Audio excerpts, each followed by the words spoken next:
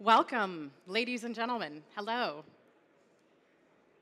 We're going to start this debate by just launching into the topic. What is Europe's economic outlook? So at one point in history, Europe was the global leader, the strongest economy, innovating science, art, industry, and technology. But today, different story. One word, regulations. Two more, global competition. Two letters, AI.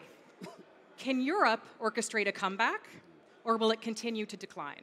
Today, we're debating that very question. What is Europe's economic outlook? I'm Clea. I'm CEO of Open to Debate. It's a pleasure to be here. As a knowledge partner, we're collaborating with FII live in Riyadh. As America's leading debate organization, our goal here is to prove that debate doesn't have to be divisive. Not all argument is bad. In fact, argument can be very good. So that's what we're going to do. We have a format called Unresolved, where our panel is going to answer yes or no to a series of 3 questions, followed by a conversation where we explore why and how they disagree. Just so you know, we're recording this session for the Open to Debate podcast. This is going to become an NPR program in the United States, distributed next month. So your round of applause will be heard by millions of Americans. Very few. So, very few hands. Yeah. Exactly. There we go. So let's get started. Yeah, look at that. A round of applause for our debaters. This is a debate after all. Little but good. We have 3 CEOs on stage with us who have mobilized billions in capital all across Europe. So let's shed some light on this topic. I want to introduce them. First, Dr. Aron Landy, CEO of Brevan Howard, widely considered to be one of the top global macro hedge funds. Welcome, Dr. Landy. Thank you, Clea. Next, Sir Martin Sorrell, founder and former CEO of WPP, the world's largest advertising and marketing services company. Now he serves as founder and executive chairman of S4 Capital Group. Welcome, Sir Martin. And Mr. Christian Sinding, CEO and managing partner of EQT Partners, a global investment organization with over 232 billion euros in assets under management. So one thing to establish, do I have all your permissions to interrupt you should that be necessary? Fine. This is a debate after all. Try. Try. Oh, I love the challenge. I'm up for the challenge. As the moderator, I'm going to give all of you permission to interrupt each other. Okay. So if you hear something that you want to break right in, you have to say, wait, 1 second. I need to take that on. And last order of business, you have this infinity sign representing the FII conference, the 8th conference here. So you're going to show us green when you answer yes, red when you answer no. It's like a stop and go. Are we ready? Yep. Mm-hmm. Question number 1, our first topic. Europe's economic growth. The IMF recently released a report that projects Europe's annual GDP growth rate at 1.2% for 2025. That's compared to the world's growth at 3.2%. So GDP's up, just not as much as it could be, or as much as we might like. But let's debate if the numbers are telling the whole story. Here's the question. Is this modest growth a sign of resilience? Dr. Landy, are you a yes or a no? I'm a no on that one. A So no. Martin, Yes. That's 'cause Okay. his business depends on it. we have one outlier. Like I said, only half. We have one outlier. But Let's you expanded into Asia recently, if I Yes, remember yes, rightly. we did. Is that right? Yeah. Sir Martin, it's Dr. Landy's turn. Is it? Oh, okay. You said we could do. Let's get started. You have 1 minute on the clock. Okay. So Europe as a continent, from an investment point of view, is facing incredible headwinds. As you mentioned in your introduction, the regulation in Europe is a factor which is much worse than in other regions. Labor productivity is much weaker. The impact of technology on the workforce and working practices is again much weaker. And this is all linked, in my opinion, to the severe lack of investment over many years. So although it's true that the European economy has shown signs of improvement in recent months and quarters, nevertheless, that's just a short interruption in a secular period of challenge, which is unlikely to change soon. Okay, well done, in under a minute. Sir Martin, why are you a no to the question? Well, I'd agree with all that. I just maybe put it in a different context and a bit more nuanced. I think Eastern Europe is slightly different. I mean, if you look at Poland as a proportion of worldwide GDP, it's low, but it's sort of creeping up, whereas France, Germany, Italy, Spain, UK, going down. And I look at it in a different context. If you're trying to run a mini global company, which we are, you're really looking for growth. The world's a different place to what it was, where growth was certainly much more than 3%. Inflation was totally under control, and interest rates were close to zero, in some cases negative. In the future, or currently, growth is going to be more moderate. Inflation is more structural, as we heard from Larry this morning. And then last but not least, interest rates are going to be high. In that environment, finding growth, it's not Ted Levitt's growth will be everywhere because of the demographics. You have to be selective. So North and South America, the Middle East, and Asia, with a qualifier on China we could go into. But Europe, for our clients, is about cost reduction. It's about efficiency and cost reduction. And therefore, AI and efficiency and technology are really important. Let's come to that when we're going to have our discussion. Yeah. Yes or no? I think my colleagues are a bit too bleak on the European economy as a whole. Right now, I think there are some challenges, certainly in the automotive sector, in the race for AI. But if you break it down if you talk about resilience first, we have very strong institutions, great education, we have strong banks, low unemployment. We have a north, where I'm from, that's very solid and growing. We have a south in Europe that's growing. And we have many sectors where we're world leaders, like renewables, for example, or education, educational software, veterinary care, lots of sectors and companies where we actually invest and find organic growth. Lots of technology companies that are maybe a bit smaller that are growing out of Europe into the world. So I think it's too easy to say that Europe is really challenged. Yes, we're going to go through a period now where we do need to drive reforms. And we need to get through some of these cyclical challenges. But once we get through that, we're still big investors and believers in Europe. Okay. Just I mean, So let me take it. So I can see you want to jump right in. We have 5 minutes to explore this. Subject, okay. Europe's saving grace is it's big. I mean, if you think about it as one economy, it comes really after the US at 28 trillion and China at 18. It's about roughly the same size. But, so the big blessing, it's big. I remember we were discussing this as a JP Morgan Chase conference. I asked Jamie Dimon, about that geographically nuanced strategy that I mentioned. And he said, well, all countries offer opportunity. And in that sense, UK, France, Germany, Italy, Spain do offer significant opportunity because they're big. But public listed, it might be different for private equity. Might be different for hedge funds. Is it different? I think it is. And we had a little chat about it earlier, actually. If you're buying the continent, then I'd show a red color as well.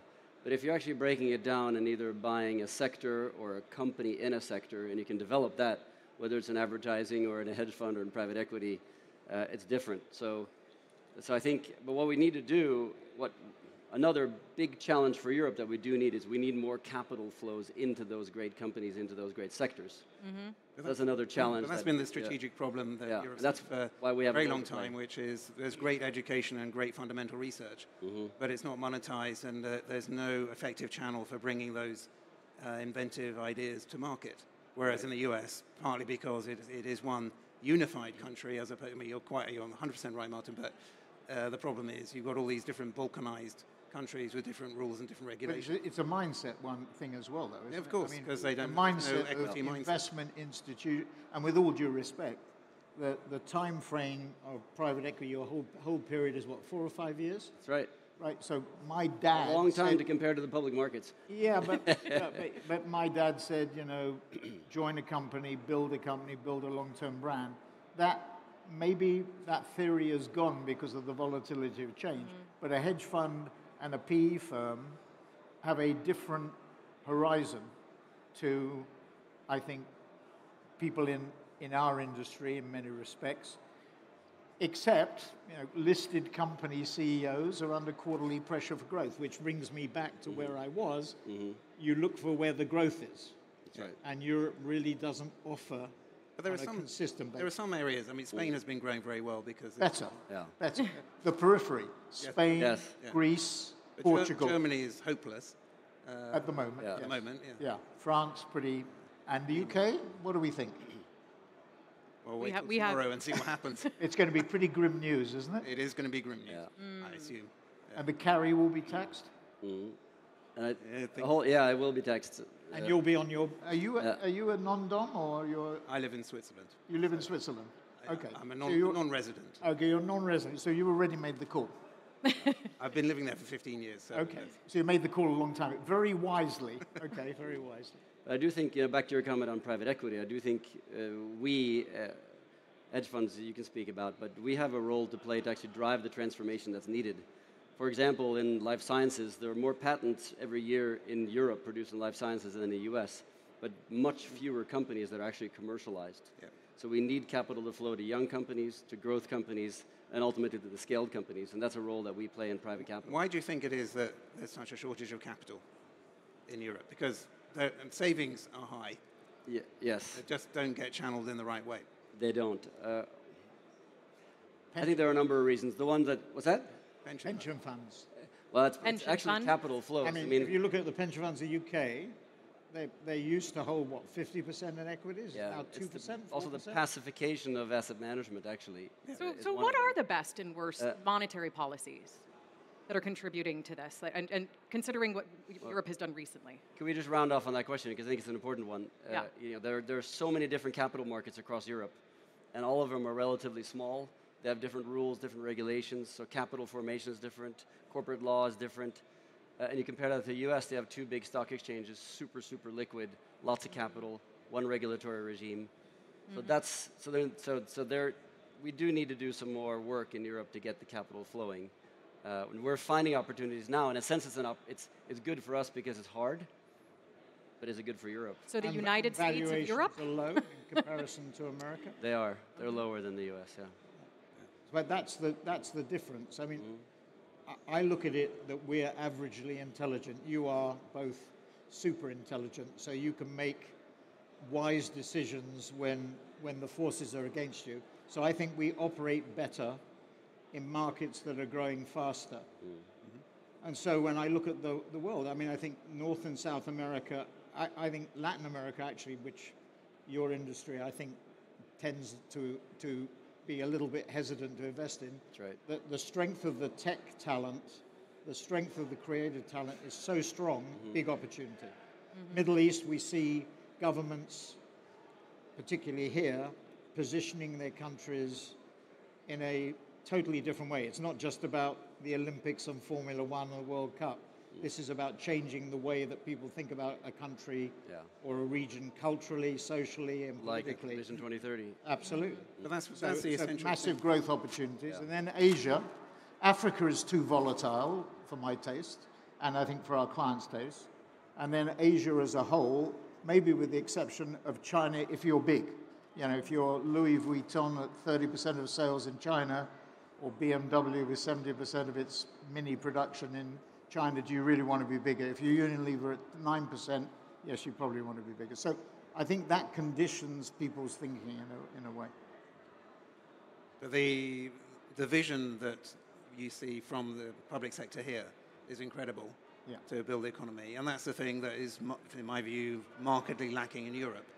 There's some incredible resources and incredible ingredients, and no kind of central overarching vision of how to deploy them and develop them. And that's partly what Mario Draghi was writing about in his report, of course, but it's not obvious how that could change. What I take away from this part of the conversation is the opportunities in Europe are micro. They're not macro. They're not macro. That actually is a perfect segue to this next question. All right. Thank you for that. Well done. Okay. We're going to turn to the second question. Europe is a regional market for investment. Europe's corporate earnings are nearly half that of American counterparts. The EU is determined, though, dedicating 3.5 billion euros to innovation ventures and scoring its member countries' innovation contributions. Still, the EU operates differently. It's characterized by a cautious and risk-averse approach with a rigorous regulatory environment. So let's see your yes or no answers to this one. Is now the time to invest in Europe? Dr. Landy, yes or no? Is now the time to invest in Europe? I'm sorry to be bearish, but I'm a no again. He's a no. Is now the time to invest in Europe? Sir Martin? No, except Eastern Europe may be, despite the war, despite the Ukraine, I would just be a little bit, there's some opportunities there. I'm hearing a soft no. Mr. Sinding, yes or no? Is it now the time to invest in Europe? Of course. You know? Optimist. Yeah. Optimist. Not just optimist, but in round you know, two. It's not always good to follow the common wisdom. Okay, well, why don't you tell us? Tell us why. Well, we've basically yes. started on the conversation. When markets are disruptive, when things are a bit more challenging, when maybe outside forces are looking in at Europe and saying, this is a complicated time for Europe, that's actually a really good time for us. We can then find great companies on the stock exchange. We've done a number of public to privates over the last year. Actually, we've invested half of the capital that we invested over the last year has been in Europe in those kinds of opportunities across actually the UK, France, Sweden, etc. So we're finding micro opportunities in this market, which is a bit disrupted, and we're buying those companies, which are really good companies that have growth potential at reasonable multiples as well. So for us, it's actually a good time to invest, even though there are challenges around the fringe. So in this case, micro opportunities is an advantage. It is. Sir Martin, why are you a no? Well, look, I believe in waves, right? And I believe in cycles. And I think countries go through cycles and regions and continents go through cycles. And I think Europe, I mean, if you think about China for a minute, in the early 19th century, China was, the biggest economy in the world. And the Chinese look at, they tend to look at the long term, hundreds of years, or certainly tens of years, where we tend to look much, much more short term. And they just think, in many respects, they're just reassuming the place they had before. And I think, just to put it in context, here from the UK, I was in Shanghai recently when the new British government announced two things. One, that we were probably going to go to a 4-day week, with a 3-day weekend as a working week, the rights and wrongs of that. And secondly, that workers, as they call them, and we have to define what a worker is, drives me nuts when people talks about workers as opposed to landlords or share owners, which the Prime Minister is now talking about. But basically, they wanted to prevent companies or give workers the rights to prevent their bosses or employers from disturbing them after 6 p.m. at night. I recounted that to a Chinese audience, and they guffawed. They belly laughed at it because they operate on a 9-9-6 basis, 9 to 9, 6 days a week. Or that's so this is one big reason not to. This is about the sclerotic development of Europe. Europe is exhibiting signs of old age from an economic point of view, lack of productivity, which we mentioned. I mean, the budget tomorrow, I hope, will have some measures to increase. It may increase capital gain tax, it may tax the carry or whatever, may do something about non-doms, but let's see them provide some means for investment, accelerated investment, that will help deal with the productivity trap that we've got ourselves in. And it's not just the UK. Oh, hold that France, thought. One second. it's Italy, it's Dr. Landy, tell us why you're a no. Same reason as Sir Martin? Fundamentally, yes. Productivity? Productivity is weak. But, and I completely agree that on the micro level, there are some very interesting opportunities, and the fundamental research that gets carried out in Europe in some of the areas you mentioned, and things like fusion and quantum computing, and there's incredible research output in Europe. And as Sir Martin said, there are sectors and areas and regions and countries that are doing very well. But from a macro perspective, the headwinds are there, and we've seen the news today in the press about Volkswagen planning to, for the first time in its history, close plants in Germany and potentially cut salaries by 10%. So it's not a pretty sight, and there's no strategic, in my view, there's no strategic vision from the business leadership or political leadership of how to change all of this. There are ways to do it, more investment, more technology, more productivity. I was going to go to you because the Nordic countries are the innovators. But then look at Europe as a totality. Yeah, they're pretty. Yeah, they are. Germany needs to follow. Not the same productivity issue. No, not the same productivity issues, but a very good social network there. But I think what those countries have done, what our countries have done, is actually to invest in the future. So we're some of the most digitized nations on earth. Public services are completely digitized. All the schools are digitized and have been for a long time. We're investing in in sustainable ventures, whether it's around the energy space or it's the most sustainable type of protein and aquaculture coming from my country, Norway. But these are smaller countries; they're easier to handle, and therefore we've been able to shift as well. And even Sweden actually has created a fantastic mini version of the Silicon Valley, where you're finding talents all the way in schools and then being able to support them all the way through to the stock exchange. So it's possible to do in Europe. I think the Draghi report is actually pretty good. I think we all like it. But it's do all. you think But how do you? Excuse my language. Your consensus on the Draghi report? The question is how do we France, how do we Germany drive that through? What about AI? I mean, we're talking about investing in Europe. Is AI regulation going to hold Europe back? Well, I think there are two things that the CEOs of the companies that we deal with have got to think about. One is the nuanced global approach, different regions, Europe versus Asia, etc. And the second is in a European context, it's using AI, quantum, blockchain, the much maligned metaverse, which probably is underhyped now, those technologies to improve efficiency and productivity in those countries. I think that's the opportunity in Europe to apply that. My problem is, when the former Prime Minister wanted to have an AI conference at Bletchley Park, what did it center on? It centered on regulation. There's a saying that the Americans innovate, the Chinese imitate, and the British or the Europeans regulate. And unfortunately, I think that's where the weight, we see this with the EU. Do you agree? Do you agree with that? As the lone dissenting I am the yes opinion man. on the panel? I am the yes man, so this time I actually agree.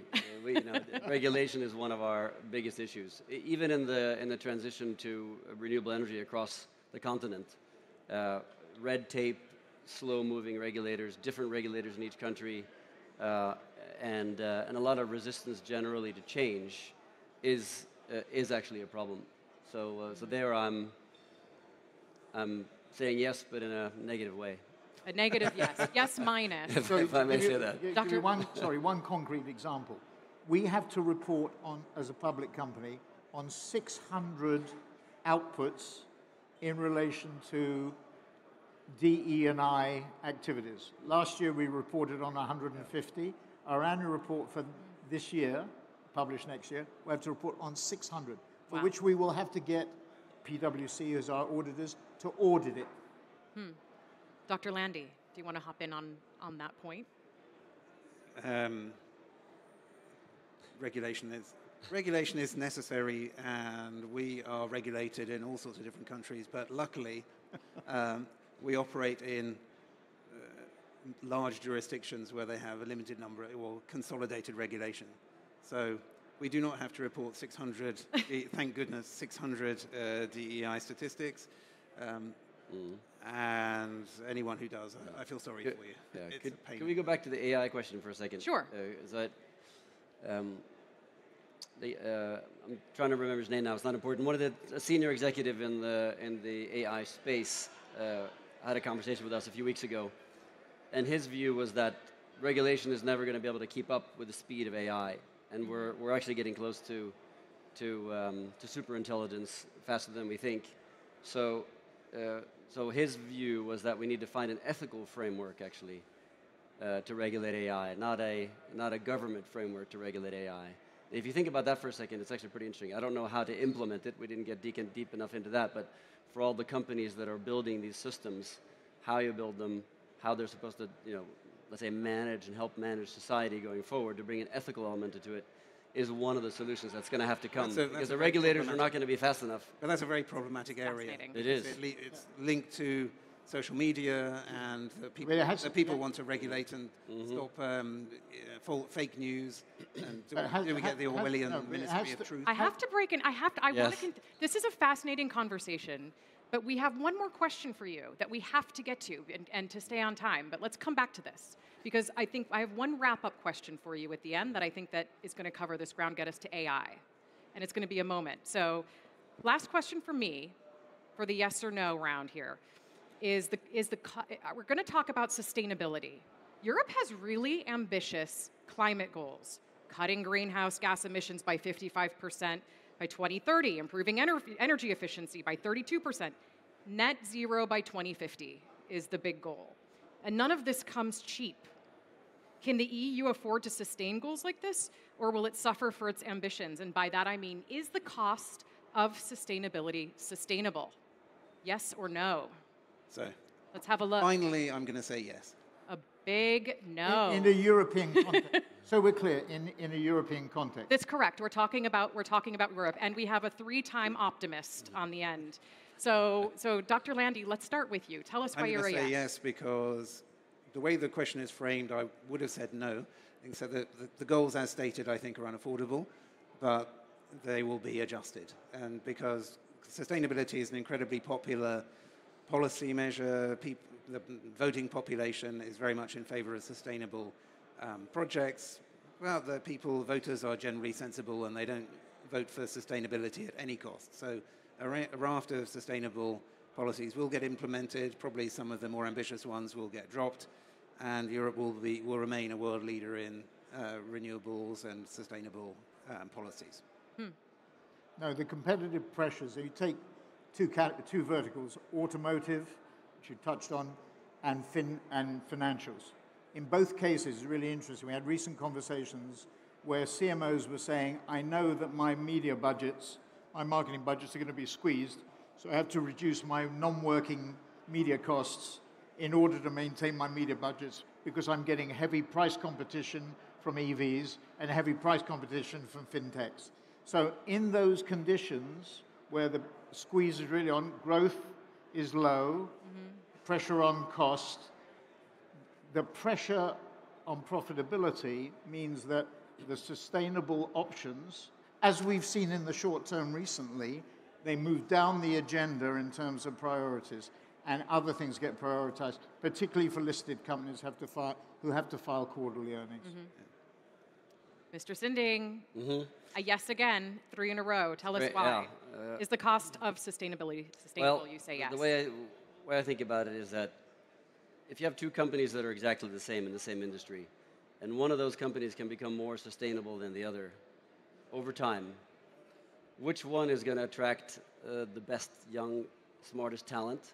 Which one is going to have the best relationship, excuse me, with regulators? Which one will have the most robust value chain?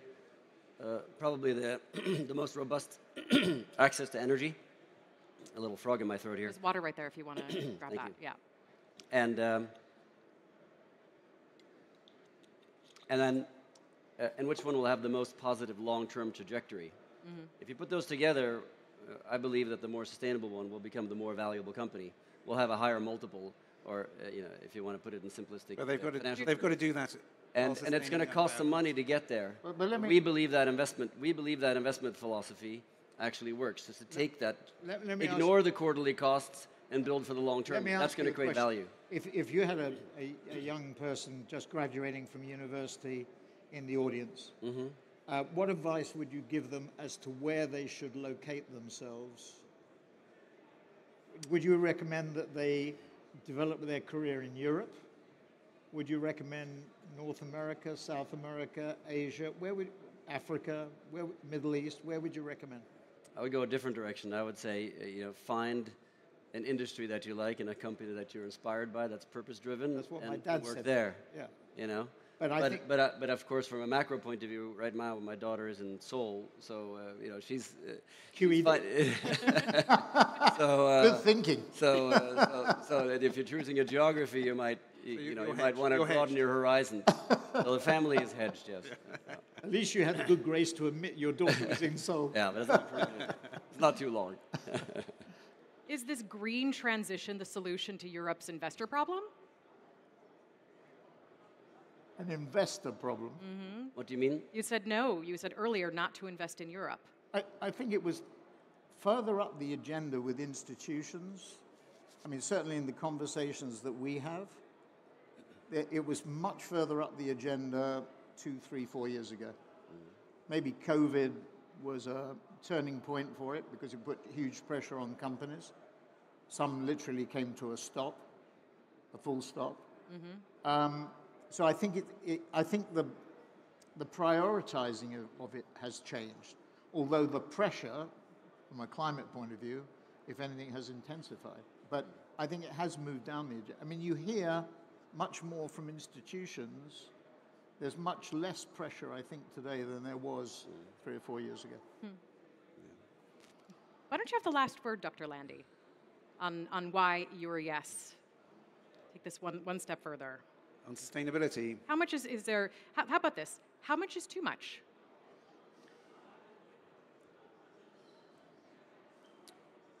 I'll hand it over to.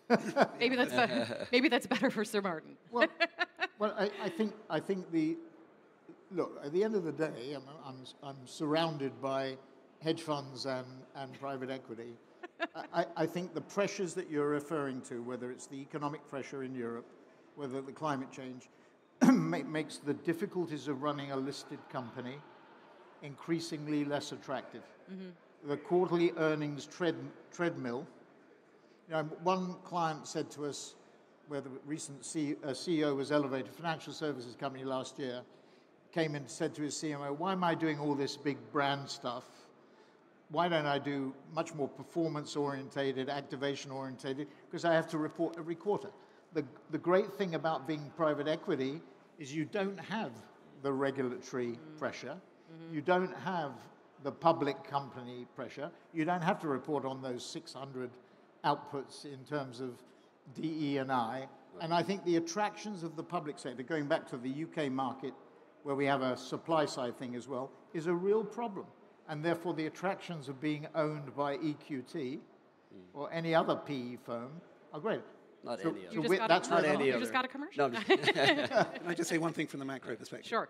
So it's very clear, as Sir Martin said, that things are changing in Europe, and partly that's because there is a war on Europe's eastern border. Tariffs are going up in different parts of the world. China is competing in European markets when it wasn't before. So the cost of sustainability has to be borne in mind against all the other costs, and the other costs are going up quite dramatically. Mm-hmm. So even the current plans are may well be too much when they're measured against. And we haven't mentioned the impact of the Trump tariff if Trump gets back on Europe. But I don't think it's a cost. There's I think it's an EV investment. tariffs. There's so much to cover. I think we're coming so close to being out of time. I'll take the last word on this as close it out as our optimist on the panel. The optimist says this is not a cost; it's an investment for the future. I have one last question for the three of you. This relates to the Draghi report. It's not a yes or a no. It's a little bit different. In the report, Draghi calls for radical change. That's the word he uses, radical change in Europe to ensure a positive economic future. So very quickly, what radical change in Europe would change course and secure a brighter future? Europe's biggest problem is capital investment. Over the last 15 years, Europe's investment has grown at half the rate of the US, and currently capital investment is about half annually of what is the amount in the US. Europe's got to do something about investment. Any kind of incentive to improve investment, for example, 100% capital allowances, abolition of capital gains tax, anything like that would make a massive difference. Radical change. No, you need radical leadership. Bring back Thatcher, bring back Reagan, bring back JFK. I mean, the problem is, it is about measures, but you have to have leaders who are prepared to take the measure, and we just don't have it. We're bankrupt from a leadership point of view. And what's your solution? Radical solution? We need a common capital market, and we need to deregulate massively. These are huge ideas. I would like to see them. We would love to see these outcomes, and unfortunately, we're out of time to keep going on them. But I'd like to thank our debaters, Dr. Aron Landy, Sir Martin Sorrell, Christian Sinding. It was just a wonderful conversation. So appreciate you being here. So appreciate you showing up and engaging in disagreement like this. It was really a great conversation. We so admire you for leaning into the debate format, and thank you to FII for collaborating on this initiative. We're honored to be knowledge partners here. And we're kicking off day 2 tomorrow with Clash of the Titans, 8:45 a.m. in the plenary session. So we hope to see you all there. Thanks again.